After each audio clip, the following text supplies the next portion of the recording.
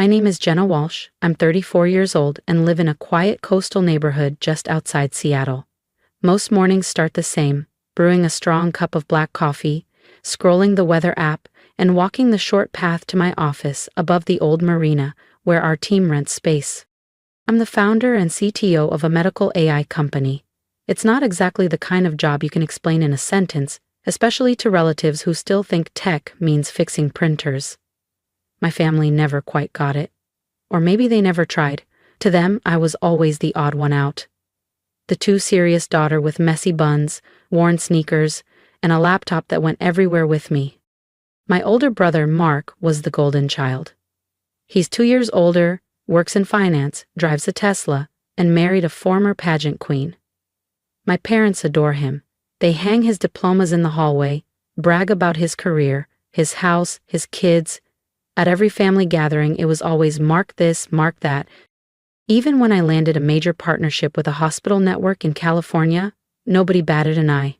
At Christmas, my aunts huddled around Mark's baby photos and said, "Your brother always had that spark," while I stood in the kitchen helping with dishes, like always. I used to think if I just stayed focused, if I worked harder than anyone else, one day they'd be proud of me too. But recognition never came. Not when I launched our company. Not when our software was credited with saving lives during the flu outbreak. Nothing. The last time I heard from them was over 2 years ago. No messages, no calls, not even a birthday text. I used to think family meant having people to come home to, but that illusion broke on my mom's 60th birthday, the day my dad told me not to come. And the reason? Mark wants to keep it small this year. That's when I realized I was never really part of the guest list to begin with. Nothing fancy, I just wanted to help out, like always. When I called to check in, it was my dad who answered. "Hey, I'm planning to fly in a couple of days early," I told him. "Let me know if there's anything you want me to bring or prep for the party." I still remember how his voice sounded. Not angry, just off. There was a pause, then a quick throat clear. "Jenna, it might be better if you didn't come this year." I thought I misheard. Maybe he was worried I had too much going on at work. "It's okay," I said gently. "I've already cleared my schedule. I want to be there." That's when his voice hardened. "Mark's bringing someone important. His girlfriend's dad is a big investor. He's old school. You showing up would just make things awkward." I blinked. "Awkward?" I asked. He sighed. "Jenna, your work is hard to explain. You talk about AI and hospitals and software no one understands. It's just easier this way. We don't want to make a weird impression." I felt like the air had been knocked out of me. "So I make the family look bad?" I asked quietly. "That's what you're saying?" He didn't deny it. He doubled down. "If you insist on coming, then don't call me your father." Then, click. The line went dead. No hesitation, no apology, just silence. I stood in my living room, the faint hum of the fridge the only sound. My coffee had gone cold in my hand. Outside, the early spring light flickered against the curtains, but none of it could reach the chill inside me. His words echoed again, sharp and final. "Don't call me your father." My hands trembled, not with rage, but with grief. A quiet, hollow grief. For years I thought maybe I wasn't their favorite, but I was still their daughter. But that day, that illusion shattered. I walked to my desk, opened my laptop, and pulled up my bank account. For over 2 years, I'd been sending them nearly $600, 0 cents every month. Electricity, water, cable. They never asked if I could afford it. They just said, "Mark's got 2 kids now. If you can help, it'd mean a lot." And I helped, quietly, like it was expected of me. Like it was written in some invisible contract the day I landed my first grant, as if earning money automatically made me responsible for the household I no longer belonged to. I opened my banking app and scrolled through the history. The total glared back at me. $15,720, 0 cents. I didn't cry. I didn't even flinch. I just felt hollow. Not because of the money, but because it hadn't bought me a seat at the table. Not love, not acceptance, not even the decency of a birthday invitation. I hovered over the payments: electricity, water, internet, and clicked. One by one, the auto payments canceled. No pop-ups, no alarms, no "are you sure?" Just confirmation. Auto payment canceled. Like my presence in the family quietly removed, without anyone noticing. Until it was inconvenient. That night, I didn't sleep. I sat in the dark with the soft hum of my air purifier, replaying that call. His words. How a man I once called Dad had chosen to exclude me for the sake of someone else's image. Not a stranger's, my brother's girlfriend's father. Mom's birthday came and went. No flowers, no card, no carefully wrapped gift sent overnight. Not out of spite, but because I was done pretending. At 5:04 p.m., while I was on the balcony, with a cup of peppermint tea and the soft rustling of coastal wind in the trees, my phone buzzed. It was Mom. I let it ring out. A message followed. "Jenna, why is the power out? Can you check for us?" Then Dad. "No internet, no water, call someone. Your mom's panicking."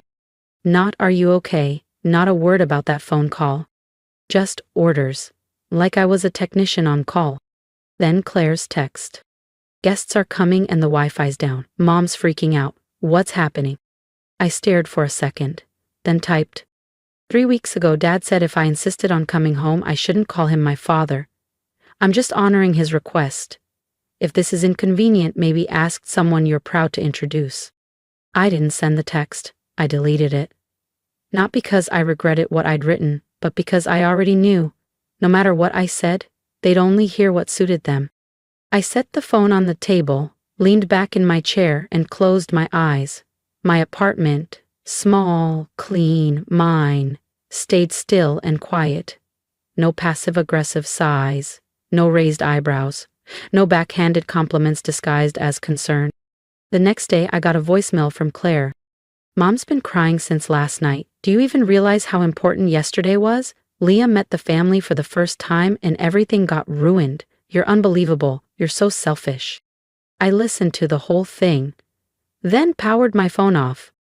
For years, I wasn't selfish enough. Now, it was long overdue.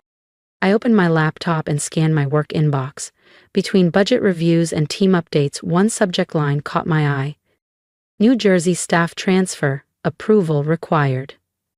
I clicked into the email and scanned the list. Midway down, I froze. Liam Prescott.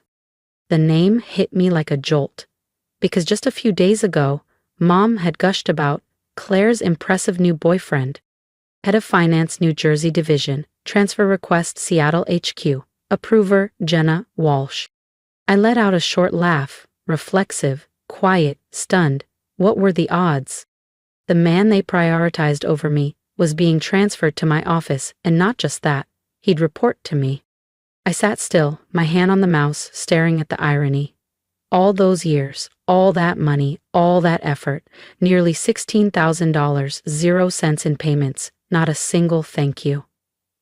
Not a single moment of genuine recognition. I scrolled through the recurring bills. $192.48. Electricity. $136.72. Water.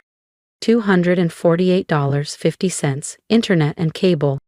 Month after month, like I was the family's invisible payroll system. Never seen. Never acknowledged.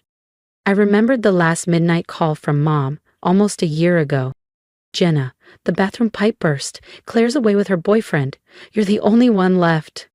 I hadn't thought much of it then, but now, her words rang clear. You're the only one left. Not cherished, not appreciated, just available. A resource to call when the others weren't. And then being told I couldn't come home because they were trying to impress a man I hadn't even met. I finally understood. My place in that family had never been built on love, it was built on utility. My phone buzzed again. A message from Mom. "I know yesterday got tense, but could you please take care of the internet bill? Claire's trying to keep things calm with the guests." No apology, no mention of Dad's ultimatum, just another request. Like always. I didn't reply. Instead, I stepped out onto the porch, sinking into the wooden chair beneath the fading April sun. The crisp coastal air brushed against my skin, cold, but honest. It cleared the fog. I thought of Liam, the one they considered worthy of the family, the one they excluded me for. And now, he was about to walk into my office. I returned inside and opened the transfer file again.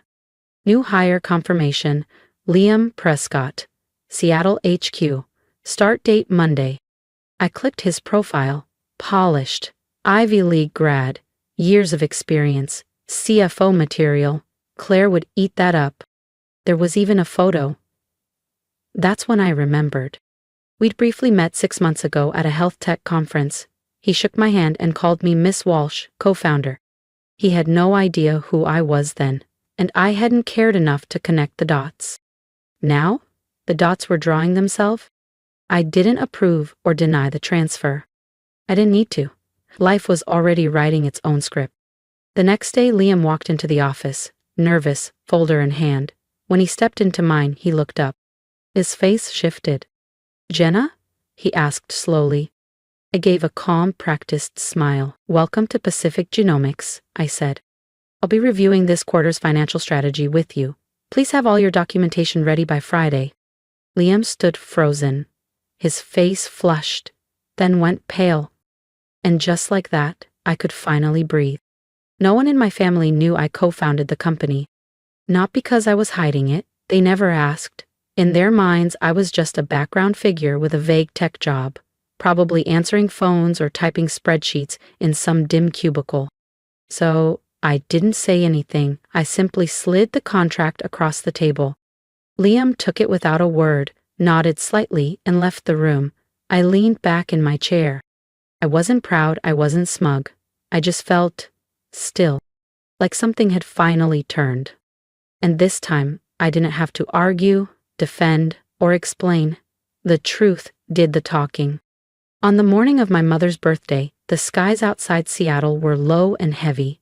Gray mist clung to the trees, and the bay looked as though it had forgotten the sun entirely. I poured myself a black coffee and sat by the window in silence. No text, no call, no social media post. I didn't want to perform family anymore. I just wanted to let the day pass, without expectation, without pretending. At exactly 9:04 a.m., my phone buzzed. A message from Mom. "Jenna, sweetheart, I think the power's out. Can you check? It's an important day." I placed the phone face down on the table. Same soft tone, like nothing ever happened, like I hadn't been told I was an embarrassment. 15 minutes later, another message, this time from Dad. "Still no power, water's out too. Is something wrong with the payments? Call the utility company, now." No greeting, no concern. Just another order like I was still their personal assistant. I sighed. 2 years of on-time payments. Utilities, cable, internet. Quiet, consistent, invisible. I canceled every single one the night Dad said I shouldn't call him father. Because I made the family look bad. And now, as Claire was preparing to introduce Liam to the extended family, the entire house was falling apart. No power, no water, no internet. Just silence and desperation. By 11 a.m., the messages came like a flood. "Fine. Jenna, please, guests are arriving. I'm begging you. Dad, we can't cook. No lights. Where are you? Fix this. Clay. Seriously, today of all days, Mom's crying. I can't even call anyone. You're being unbelievably selfish." I leaned back in my chair. My coffee had gone cold again. And still, I felt nothing. No satisfaction, no revenge, just that quiet emptiness that follows years of being ignored, used, and forgotten. Then, my phone buzzed again. A video call from Aunt Elise, my mom's older sister, the only one who still sent me Christmas cards with handwritten notes. I hesitated, then answered. Her dimly lit kitchen came into view, lit only by the glow of a flashlight. She looked tired, her eyes a little red. "Jenna," she said gently, "your mom's frantic. The house is chaos. No one knows what to do." I stayed silent. Then she added without judgment, "What happened? You've never missed your mom's birthday. I know there's a story here, just say something." I took a slow breath. My dad said I embarrassed the family, told me if I insisted on coming, I shouldn't call him my father. Her face fell, her mouth opened, but no words came. In the background, I heard my mother's voice. She's probably just sulking. No one would be cruel enough to do this. On purpose. Then Claire. Liam's almost here. Someone call the power company. I can't believe Jenna would sabotage today. I gave a small, tired smile. Aunt Elise didn't argue. She didn't defend them. Then, the camera shifted. Another face appeared on the screen. Liam, neatly dressed, same practiced smile from the office. He looked directly into the camera and paused. Jenna? I said nothing. Then he spoke again, louder this time, to everyone behind him. You're Jenna Walsh, from Pacific Genomics? I nodded. A heavy silence fell. Liam turned, stunned. She's my direct superior. She approved my transfer. Behind him, I watched it unfold. Claire's mouth dropped open. My parents froze. Nobody said a word. I calmly replied, "Hope your introduction today goes well." Then I ended the call.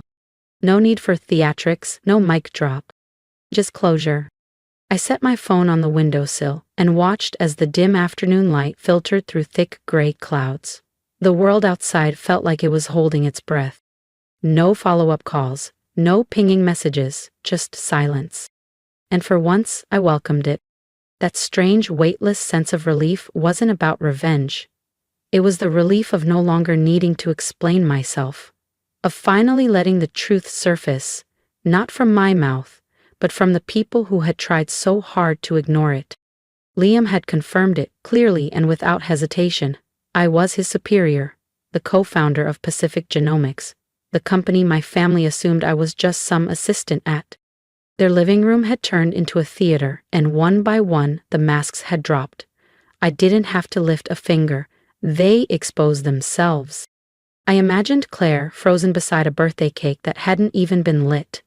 She had tried so hard to impress her boyfriend with curated smiles and a photo-ready family, but in the end, he was the one who revealed the truth, and in doing so, shattered the illusion she'd spent years building. I could picture my mom nearly dropping the cake tray, my dad clenching the edge of the table, red-faced, and the relatives, those who only showed up to judge and eat, caught in a silence they didn't know how to fill. Aunt Elise still had the video call going. Her face wasn't stunned anymore. It held something closer to respect. She gave me a small nod and ended the call. That evening, Claire messaged me. Long, scattered, a clumsy mix of defensiveness and desperation. You knew, didn't you? You let that happen during Mom's party. She's been crying all night. Liam doesn't even know what to say. Don't you think that was cruel, Jenna? I didn't open it right away. Instead, I made ginger tea and sat on the couch. I let the steam work its way through the tightness in my chest. I didn't feel joy, but I didn't feel guilt either. 10 minutes passed. Then, I typed my reply. You say I was cruel? I was at home. I didn't start the video call. I didn't call myself his boss. I didn't do anything. And if a single truth was enough to ruin the whole party, maybe that party wasn't built on anything real to begin with. I hit send and left it at that. Half an hour later, another message. This time from my mom. I never expected you to choose this way, to get back at the family. I leaned back, eyes closed. Get back? That's what they thought this was? I remembered being told not to come because I made them look bad. I remembered paying their bills for over 2 years without a single word of thanks. And now, when the illusion cracked, I was the villain? No, I was just done pretending. Around 10 p.m., a new email appeared in my inbox.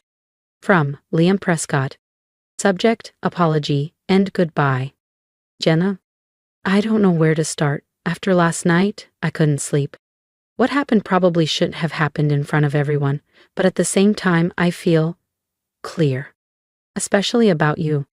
I'm not ashamed that you're Claire's sister. I'm ashamed I didn't see who Claire really was sooner. I can't be with someone who treats people like that. As of today, I've ended things with Claire. And thank you for your silence, for how you lead, quiet, steady. Liam, I read it twice. Not because I needed confirmation, but because it felt like validation, not for revenge, But for every moment I'd been told I was too quiet, too cold, too distant, for every time I'd been made to feel invisible for not seeking attention, Liam didn't defend me to score points. He saw the truth, and he chose to act on it. And that meant something. I powered off my laptop and placed my phone's screen down. Tomorrow, I'd walk into the office as usual. I'd lead the morning briefing, review the quarterly projections, schedule investor meetings. But there'd be one quiet shift. They finally knew who I was. And I hadn't raised my voice once. I didn't reply, there was no need. But 2 hours later, as I reviewed a quarterly financial summary from the finance team, my phone lit up. A message from Claire. "Jenna, I know you're busy, but can you please talk to Liam for me? He's misunderstanding everything." I stared at the screen, calm and unmoved. 5 minutes passed. Another ping. "You're his boss. You have influence. If you say something, he might reconsider." I stood and walked to the window, watching the traffic pass below. A mother pushed a stroller across the street.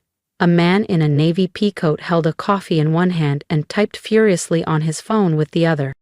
And all I could think about was how many times I had wished for even one message from Claire, back when I was struggling, failing, picking myself up alone. But she never checked in, never offered comfort or kindness. And now, as her curated relationship crumbled, she turned to me, not for apology or understanding, but for rescue. I returned to my desk and typed slowly. "Liam didn't leave because of anything I said. He left because of who you are, and maybe, for the first time, he saw it clearly." She didn't reply right away. An hour passed before another message came through. "You're right, but I don't want to lose him. I'll change, I swear. Please, just this once." I didn't respond. Not out of anger, but because I was done being the one to explain why someone else's behavior was never my responsibility. That evening, I left the office slowly. The spring breeze carried a light chill, but the sky was painted in streaks of orange and gold. For once, I felt light, like I didn't have to carry their weight anymore. I hadn't sought revenge, I hadn't shouted, I'd simply stood still and let the truth do what it always does. That night, I played a playlist I used to listen to during those early days of my startup when I felt like a ghost in my own family. But this time, the music didn't feel sad. It felt like affirmation. I had stepped out of the shadows by simply refusing to step back in. A week later, on a rare Sunday when I let myself ignore my laptop, the doorbell rang. I almost didn't answer. But curiosity nudged me toward the peephole. My parents. Standing awkwardly at the gate, my mom held a small bag. My dad had his arms crossed, his usual sternness slightly softened. I opened the door. No hug, no warm smile. Just silence. "Hi, honey," my mom said, her voice scratchy, like she hadn't slept. "Can we come in? Just to talk?" I stepped aside. No words, just the sound of shoes on hardwood as we walked into the living room. I poured them water, set down 2 glasses, and sat across from them. My mom glanced around, at the minimal decor, the tidy shelves, the untouched air of independence. My dad cleared his throat. "About your mother's birthday, I said things I shouldn't have." I waited. He looked me in the eye for once. "Maybe we've been too hard on you." Then came the real reason. "Claire's a mess. The breakup hit her hard. Your mom's been crying nonstop." I stayed silent. Just nodded slightly. I knew where this was going. Sure enough, my mom stepped in quickly. "We have a proposal," she said, pulling a printed paper from the bag. "You're stable now, your job's going well. We were wondering if you could help with a monthly contribution, around $2,000 a month, just to help with basic living costs, insurance, retirement savings." I looked up. 2,000? Every month? My dad jumped in. "It's not much for someone in your position. We're family, Jenna." I sat straighter, kept my voice even. "What about Claire?" My mom hesitated. "She's struggling, she's down, work's not going well, we can't pressure her." I let out a soft, knowing laugh. Not bitter, just tired. Claire was always the one who couldn't be pressured. I was always the one who could. I looked directly at them. "If Claire agrees to contribute $1,000 a month, I'll cover the other half. If not, I'll need a signed legal agreement stating that when you both pass, all assets, including the house, come to me. No disputes, no surprises. Silence. My father's jaw clenched. Are you seriously giving your parents conditions? My mother sighed, her eyes damp. Jenna. Not conditions, I said calmly, principles. I already spent nearly $16,000 on this family over 2 years. No one acknowledged it. No one even asked if I was okay. If you want me to continue supporting you, things need to be clear. My mother turned to my father, her voice small. Maybe we should talk it over. But he stood abruptly, hands slamming the wooden table. The glasses trembled with the impact. We raised you for over 20 years, and now you're demanding a contract just to help your parents? His voice was sharp, heated, unbelievable. I didn't flinch. I sat still, meeting his glare with steady eyes. Dad, I said quietly, if you think raising me was a financial investment that needs to be repaid, we can calculate it, line by line. But I'm done paying for it in silence. His mouth twitched, but the words didn't come. My mother gently reached for his arm. Let's go, she said softly. I rose and walked them to the door. No hugs, no guilt-tripping farewell. Just footsteps, a door that closed, and the wind from the balcony slipping back into the still room. In that quiet, I felt it. Another chapter closed. But this time, I was the one who wrote the ending. After that day, my parents never called. No messages, no apologies, not even a half-hearted excuse. It was the kind of silence I had grown up learning to live with, not the silence of grief or reflection, but the silence of people who can't speak when they're not in control. So I lived. Early mornings with coffee, long strategy meetings, late nights signing deals that once seemed impossible. I stopped explaining myself. I stopped feeling guilty for saying no. Because I realized something. Love can't be measured in monthly payments, and it can't survive on guilt. If affection only lasts as long as the bills are paid, it's not love, it's a transaction. So I started cutting those invisible strings, one by one. I removed the old family photo from my phone. I stopped marking Claire's birthday on my calendar. I didn't send holiday gifts. I didn't reread guilt-laced texts. I stopped waiting for an apology that would never come. One afternoon during a team meeting, Liam walked in with a quarterly investment report, head down, professional, focused. We never talked about Claire, not even once, and I appreciated that. Some things, when truly understood, are best left unspoken. That evening it rained softly as I left the office. I stopped by a small cafe tucked on the corner of 6th and Bellevue, a cozy spot I hadn't visited in years. I picked the window seat. On the wall near the register was a wooden sign that read, "Home is not always a place. Sometimes it's a choice." I sat there sipping my latte, watching the world blur behind the rain-streaked glass. I used to believe that if I stayed quiet, responsible, and helpful, I'd finally be enough to be accepted. But the truth is, when you let people get used to mistreating you, they start seeing your strength as obligation and your silence as consent. I didn't choose to fight back. I chose to stop apologizing. I didn't set boundaries to hurt anyone. I did it to protect myself. Because if your worth is only visible when you're useful, you were never seen in the first place. And if someone were to ask me, Jenna, do you regret not helping your parents when they needed you? My answer would be simple. I regret not realizing sooner that I deserved more than that. Because real family sees you, respects you, checks in on you not only when the power goes out, but when your spirit does too. Real family doesn't call only when they need a favor. And if society calls that selfish, then maybe society needs to redefine what family actually means. If you've ever felt alone in your own home, if you've ever been the backup plan, the dependable one, the invisible one, I want you to know you are not alone. Your worth isn't tied to how much you can give without being asked, how much you're breaking inside. Jenna's story is a quiet but powerful reminder. You're allowed to choose peace over obligation, boundaries over guilt, self-respect over silence. She didn't seek revenge. She chose dignity. She chose herself. What about you? Do you think Jenna was too harsh? Or was she simply protecting the part of herself that finally woke up? Let us know in the comments and follow for more stories that remind us. You don't have to shout to be heard. Sometimes, silence is your loudest truth.